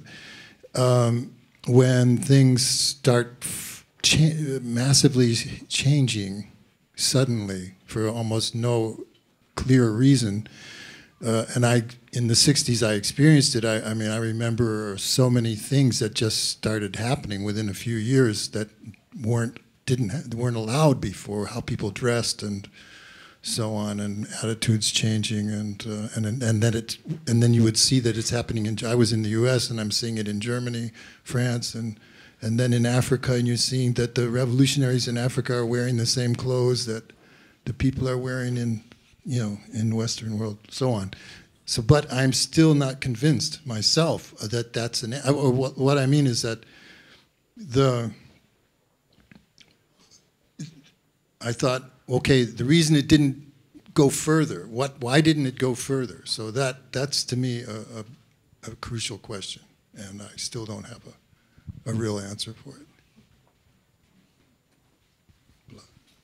That's it. I might offer an answer later, but let's hear from more people. Yeah, here's Siri. She was a great ambassador from the future, and I totally forget to ask about what is the future like. But I was so curious about how did you do it that you saved the world. And I quoted, of course, she didn't know Churchill, whether it will be a lot of blood, sweat, and tears. And she said no, so there's really a message of hope. There was not so much suffering, and they even don't know in 2114, the historians still ask themselves, how did it happen? Because, there was no UN assembly or some super prophet or some super technology. And so I asked, and this was my contribution, which was provoked by her presence, how was it just that people started to do the right thing? Yeah, and the equivalent is to stop doing the wrong thing. So it's a very trivial message, but at this point I realized, oh, now I understand. This could happen. It's easy if it's collectively switched. Thank you.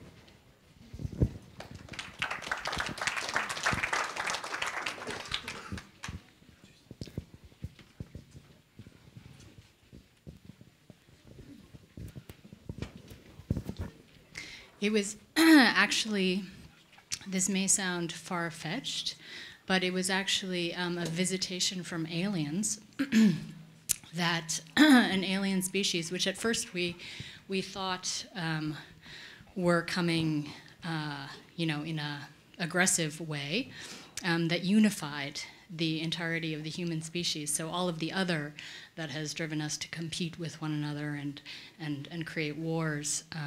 It was actually the species coming from another planet, star system, that finally enabled us to see each other as part of one here on Earth. In fact, they were just scientists just checking us out, but we thought they were, coming to invade us. I just want to add another thing here.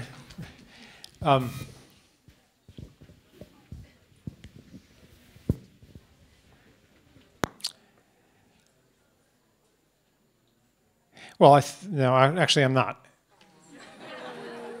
Well, I could. Well, let's hear from Penny first. Hi, I appreciate Charles's opportunity to leave the current situation where I'm less optimistic and to go quantum jump into this other reality where immediately it wasn't so hard. I think that's what, in this world, I think it's too hard to change because people won't change. But to go to that future and think, there were 84 people who realized my life is finite and the universe is infinite. And so if I can just go beyond this finite life of mine, and those 84 people said, all that I've gathered, all that I've collected, all that's mine, I give back. And then the communities then have money for education. So people can go get educated. They can go, they have food so they can worry about schooling. And having that, freeing up this huge amount of resources for the world by just having these few people, which is not many, to change their mentality to give, that all of a sudden this huge potential was released of all people who couldn't be educated, and that these new people who had food in their stomachs and had knowledge were able to help make changes. And that was just, for me, I was the one in the future, and this positive sense came back that I don't often have in the current world. It just felt much more positive. Yeah. So this, I've found that this exercise is useful even if you don't believe it. Because there's an experience, like you're still experiencing speaking from this place. Because why don't you believe it? Is it because you evaluated objectively all of the evidence about where the world is going and you came up with a rational, probabilistic case that our chances of reaching such a world are only 0.02%? No, that's not what you did. There are people in this room who are very, very pessimistic, and they know a lot about the way the world works. And there are people in this room who are very, very optimistic. What distinguishes these differences of opinion? Is it that one group is more rational and smarter than the other, more excellent in their personal qualities of intellect and humility and courage and ability to soberly evaluate the facts, and the other group is deluded? Is that what is going on here? No. People are attracted to stories. Both of these future scenarios are stories. People are attracted to stories that are aligned with who they are at that time. And we're also, and who you are is not a unitary thing, so we're attracted to multiple stories. And they are each associated with a state of being that we carry. Okay, so to experience this really beautiful possibility strengthens that. And does anyone, I don't know, there's a lot of social entrepreneurs in this room and people in that world. You notice that some people have an uncanny ability to speak something into existence. They say, this is going to happen, and everybody believes it. Because everybody believes it, they all contribute to it. Because they all contribute to it, it actually does happen. Yet, it just began with a declaration. This is going to happen. Somebody else might make such a declaration, and it never happens. And I've become very interested in why this is the case. And it would take pretty much a whole day to really go through the whole process. But one piece of it is that the people who say this is going to happen, they're not lying to you. They are actually seeing a real possibility. They're seeing something real. Just as I hope that those of you speaking from the future, we're seeing something real, speaking from something real. And then it's not So then when you try to get people to participate, you're not saying, well, you know, such and such might happen, possibly, probably won't, but if enough of you join in, maybe it will. Like, no one wants to participate in that. But if you can say truthfully, and even if you can't say the words untruthfully, but if you say truthfully, this is going to happen, then people will want to join in. So having this glimpse of a more beautiful future maybe could empower you to speak truthfully when you're trying to gather other people's energy together to create maybe just a little piece of this world. Maybe you just have your own little project, but you see how it is part of the emerging story of interbeing, the story of part of it is the co-creative partnership with nature, taking care of nature, not dominating nature, being in service to other people, and so on and so forth. Like maybe, you know, knowing that there's this destination enables you to speak truthfully of it. So I find it, a lot of people find this quite a useful experience, which doesn't mean that you can just ignore all of the doubt and the despair and the grief and the pain. Like that needs to be confronted as well and healed. But again, we're not going to do that. We're not going to really go there tonight because I'm getting tired. But let's open it up to general questions also, like anything that's come up in the course of the evening.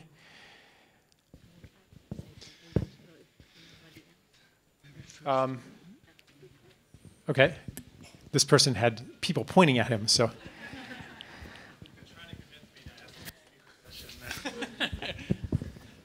So earlier, it kind of came to me when you said that the people starving in Somalia, it's kind of hard to actually see it from their perspective. In general, I'd just like to ask what you think they would do in a situation where they themselves are being robbed of their own kind of personal self-view, their own personal kind of self, I wouldn't say enforcement, I guess that's the wrong word, I guess self-realization, their own personal rights. But I think we're talking here from the context of what you said, developed worlds, and they have their own different kind of narrative within these situations where they're being robbed of their own basic existence, basically. To me, I think that opens up a dialogue where it says that instead of maybe staying true to your own personal narrative, you have to realize that there are people out there that are robbing you of the right to promote that personal narrative. And it opens up a whole different kind of questions about power, relationships, and community as well. And for me, I think that requires a bit conversation on our part as well, and realizing exactly how we take advantage of our own rights, how we realize those own rights together, and what are the spaces for that in general. It's completely different contexts. So I just would like to open up a discussion on that, or maybe just, I don't know, rant a bit. I'm not sure, so that's all. Yeah. I mean, there's a lot to talk about. I mean, you're talking about the issue of privilege, I think. Yeah. I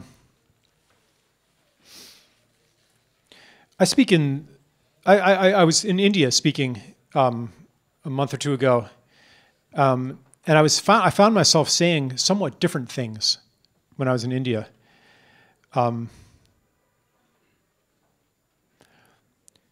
Speaking a lot about basically saying, you know, I'm not another, you know, white guy from the West telling you how to do things.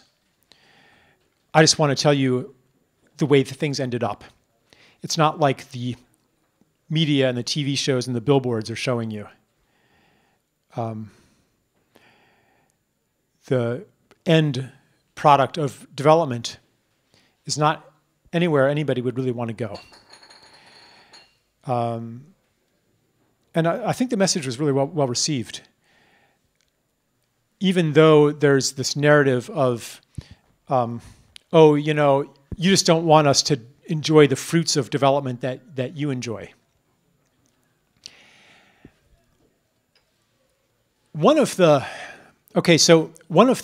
traps inside the narrative of privilege is that the things that we enjoy are really worth having. Some of them are and some of them aren't. Having enough food to eat, that's something everybody should have, but is that really a privilege? You know? Is that something, I mean, a privilege is something that's granted by authority. Should that be a privilege? And what about the power to rob other people of their livelihood, to compel other people to do things they don't want to do? Is that a privilege worth having? But that's really what wealth means in our system, to a large extent. So it's a very complicated conversation. Yeah, I'll just say those couple things. Do you want to just give the microphone to whoever's? Yeah. Well, for me, that opens up something that's not just about privilege, but the fact of requiring a kind of civil disobedience, a kind of resistance movement, something similar to Occupy, because there is a 1% that is working against us becoming more intelligent, a more intelligent society. They're preventing us from getting to that higher place. So in Somalia, for example, the pirates of Somalia, the story, the real story actually goes that they are fighting colonial forces which are destroying their environment. And this is something that our society also needs to think about in terms of a culture of resistance. It's not like we can dream our way towards an upgrading of society. We really need some movements that require civil disobedience. Yeah. Yeah, my understanding of Somalia is that really what happened is that industrial fishing destroyed the livelihoods of the people who used to feed themselves by fishing.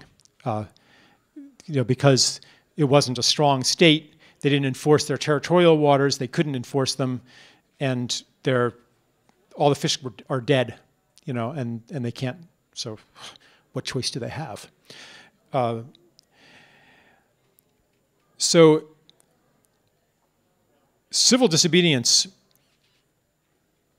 I think to me it's partly a question of tactics. One reason that people engage in civil disobedience is because they don't want to be tainted by complicity in the system, complicity with the system. So if I'm refusing to go along with it, then I'm more blameless. So it's coming from a deep motive, and this is just partial, but it's present in a lot of activists that I talk to.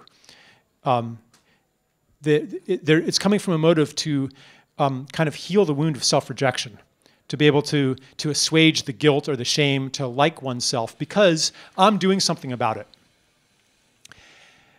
For example, engaging in civil disobedience. But to the extent that the motive of proving yourself good is present, what you will achieve is that you will look good. But you won't necessarily achieve changing anything. So a lot of activists are going through this kind of personal inquiry. Why am I really doing this? What's the real motivation? Civil disobedience is a very effective way to identify, to create an identity as doing something about it, as not being complicit in what's happening. Is it also an effective tactic in changing things? Sometimes it is, and sometimes it's not. Sometimes it's actually counterproductive. Sometimes it can feed into the authorities' narrative of, a few discontents breaking the rules, and propagating hate. You're not like them. Like sometimes it can be actually counterproductive. So one thing that I've been really thinking about a lot, especially given a long series of failures of the environmental and social justice movements. I mean, there's isolated successes, but overall things are getting worse and worse.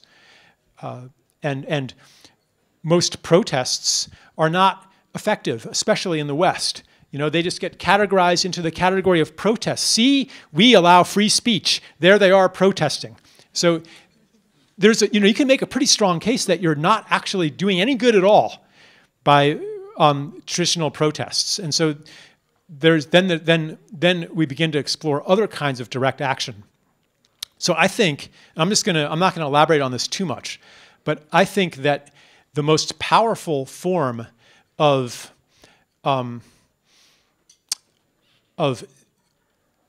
systems change is the disruption of the story that runs the system.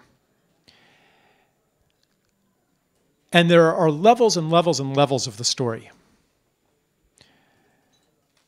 So in my book, my more recent book, I give the example of the Shuar in,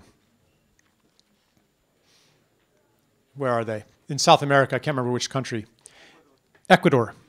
They're trying to stop gas drilling in their land, which is terribly destructive. And how do they stop it? They go in there with their spears, and they evict the crews with their spears. Their spears, their traditional weapons. They tell the gas crews to leave. Okay.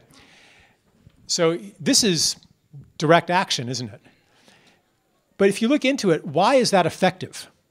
It's not effective because their spears can overcome the defoliants and machine guns and bulldozers that the mining companies could bring into the picture. They're not winning by force.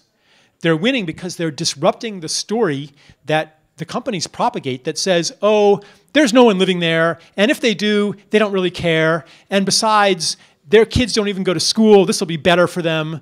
And here's people who care so much that they're willing to die to protect their land. It doesn't fit into the story. So they're disrupting the story. I think a lot of the rhetoric and action of environmental and social justice movements, especially in protests,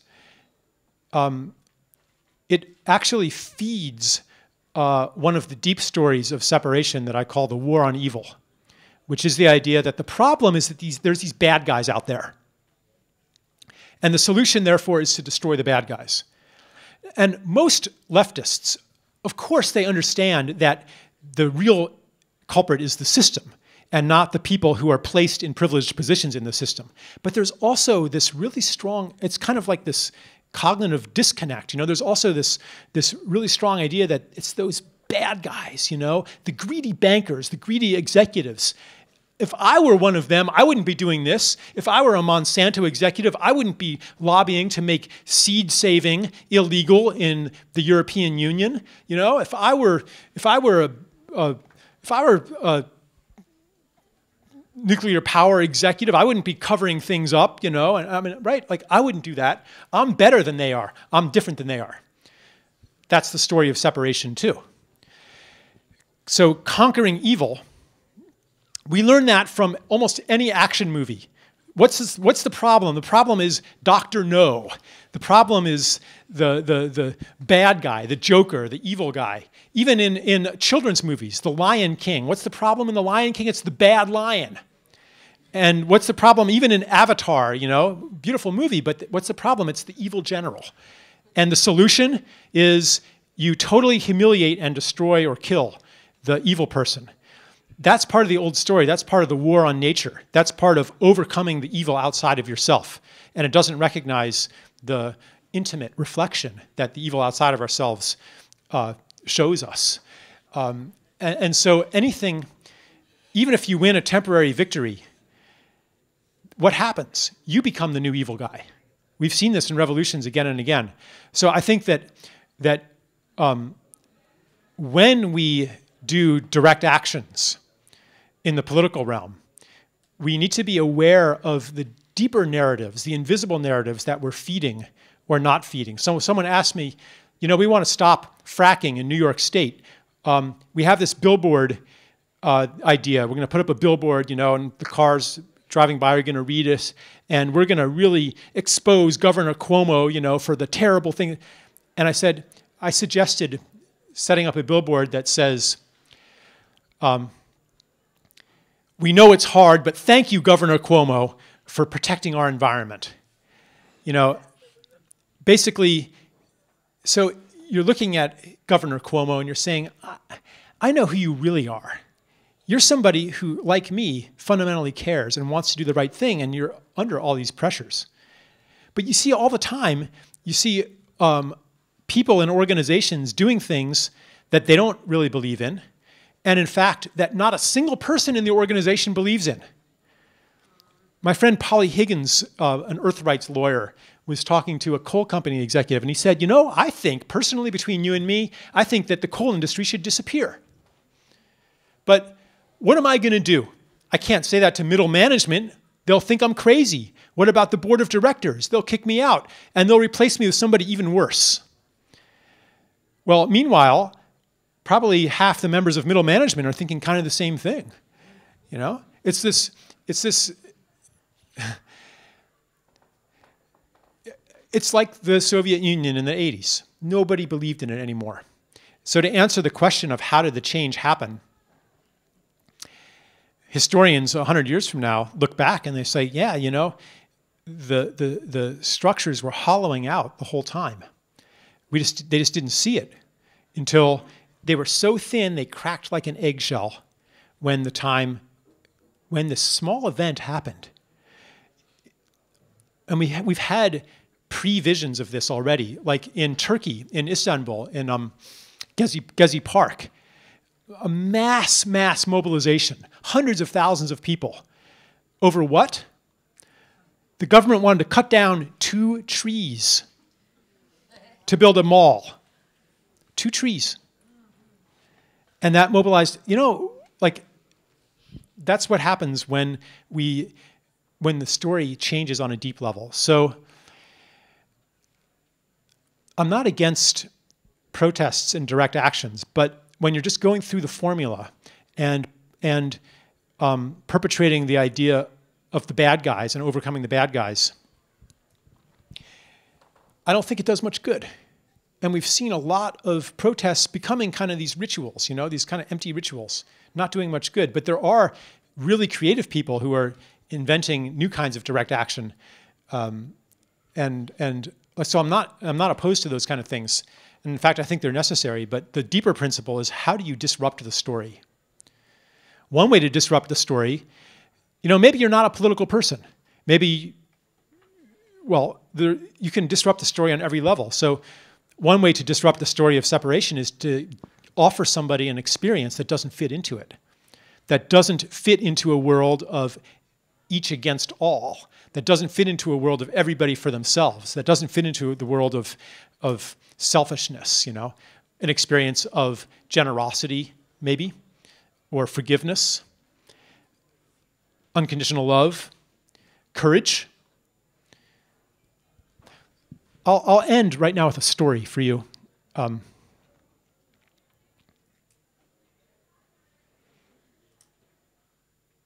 I'll just say that looking at the situation in the world today, it's obvious that we need a miracle, many miracles.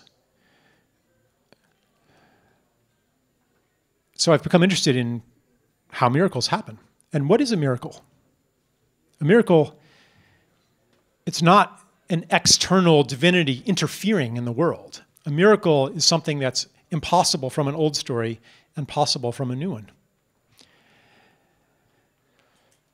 And we're going to need a lot of them.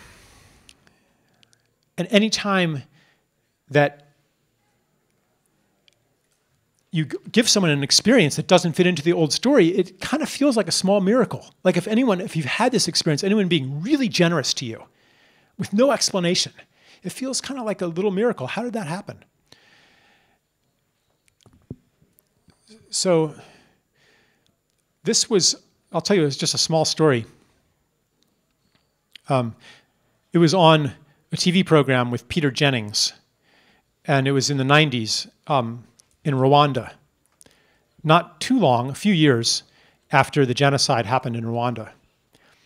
The scene was a small kitchen, steam coming out of the pots, and a woman cooking, and a man sitting at the table, waiting for her to serve him the soup. And there's tension in the room, and the man is a mean-looking, tough-looking guy with a hard face. And she brings him the soup, and she says, well, let me tell you who the man was. The man was a general during the genocide who ordered the extermination of every Tutsi in this woman's village. She escaped, but her husband and all of her children were killed with machetes. And it was this guy who ordered it. And now he's sitting at her table. And she brings him the soup, and she says, I forgive you for what you did. And she meant it. You could tell. And he could tell too, because it was like the bones in his face melted. And he just began sobbing his heart out just because she said that. And then she told him about her losses, her husband and each of her children, and what she lost because of him. And he heard it all.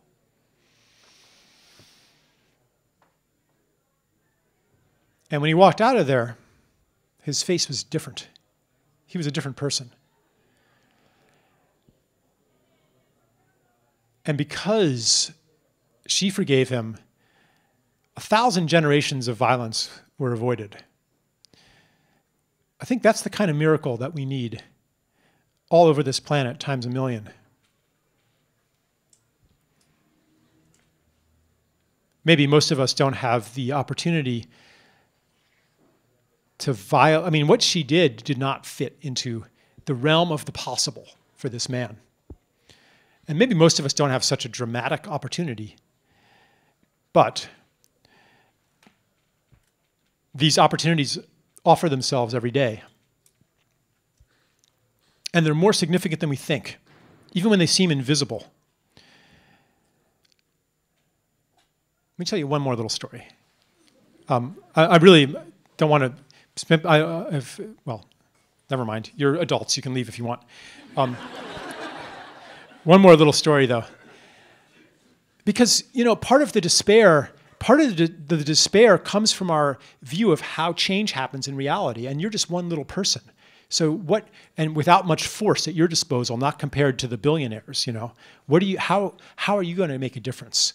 Especially the things that often in the moment seem that the most important thing you could do, you can't make a story in your head about how that's going to change the world. You know, it might just be paying attention to a friend who's crying. You know, how's that going to change the world? It might be, someone asked me who I admire the most. They were expecting me to say, you know, Gandhi or something like that. And I said, no, it's the people who do the invisible things. A woman I met recently who spent 9 years taking care of her mother, who was sick and aging, and needed her to come every day and change her, you know, diapers and clean up her bedroom and cook her meals and clean her house and do everything. And she was doing that, and none of her brothers or sisters would help. They were all doing something important. Maybe they were doing something to change the world. Maybe they were campaigning against climate change. Maybe they were doing a big thing. And this woman, she was just taking care of her mother. 9 years, and her mother didn't even appreciate it, yelled at her every day until the very end.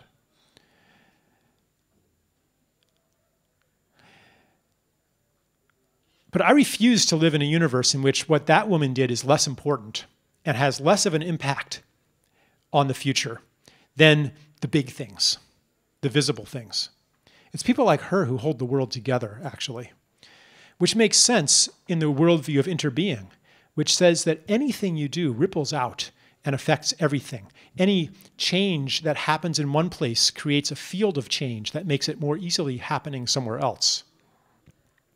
This is not to say that we should only focus on the personal things and forget systems change. No, but it says that these actions come from the same place. They come from care, and they don't make sense in terms of what is in it for me.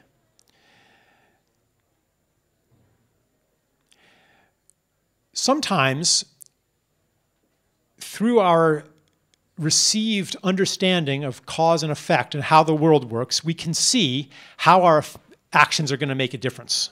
Sometimes it's clear.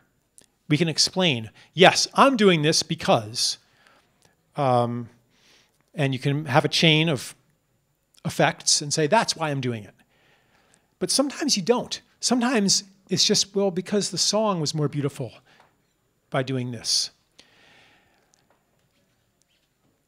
When that happens, the thread of causality goes underground and it comes up maybe decades in the future. Maybe you never even see it come up. But in the story of interbeing, it always comes up. Everything has an effect on everything else. So I'll just end with one little story. This was all preparing the story. But seriously, 3 more minutes. So this man, let's call him George. Don't remember his name. He was, when he was 9 years old, well, his father had been beating up his mother all the time. Drinking and then apologizing and then beating her up again, you know, and he would hide in his room. And he says, I remember the shouting, I remember the dishes breaking, but I don't remember the gunshots. The next thing, though, I remember is my father yelling on the phone, an intruder just came and killed my wife. But it was him. And they took his father to prison, and he was an orphan. And he grew up angry, really angry. Became a problem child.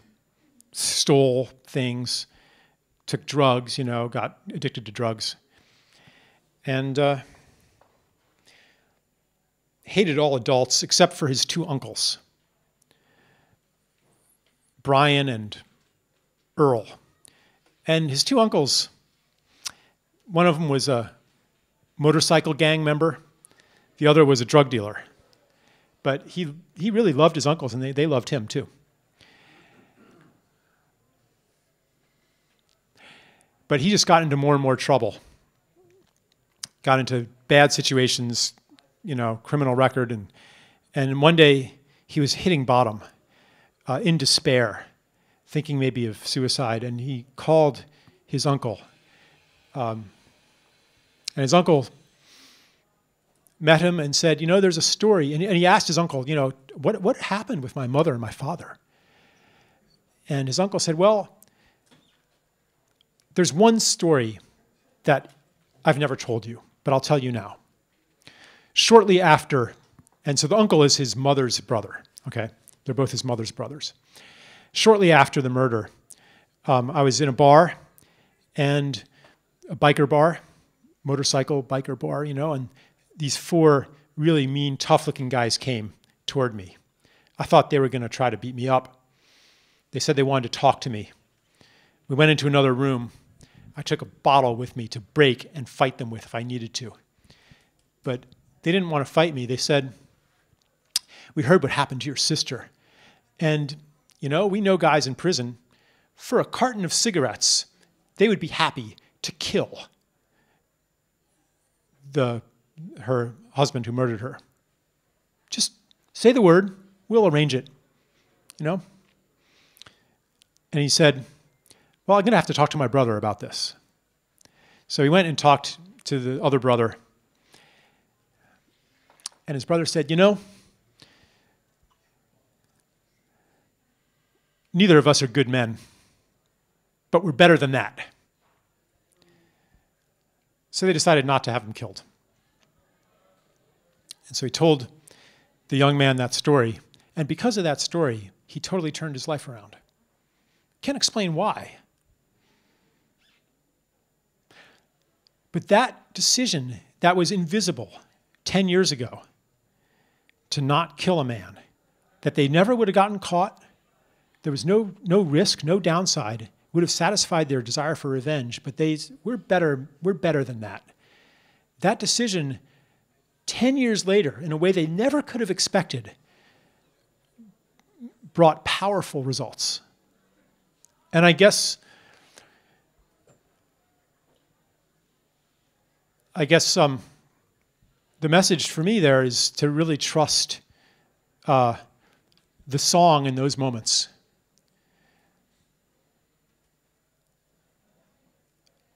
And to stand in the confidence that every action has cosmic significance. Thank you very much.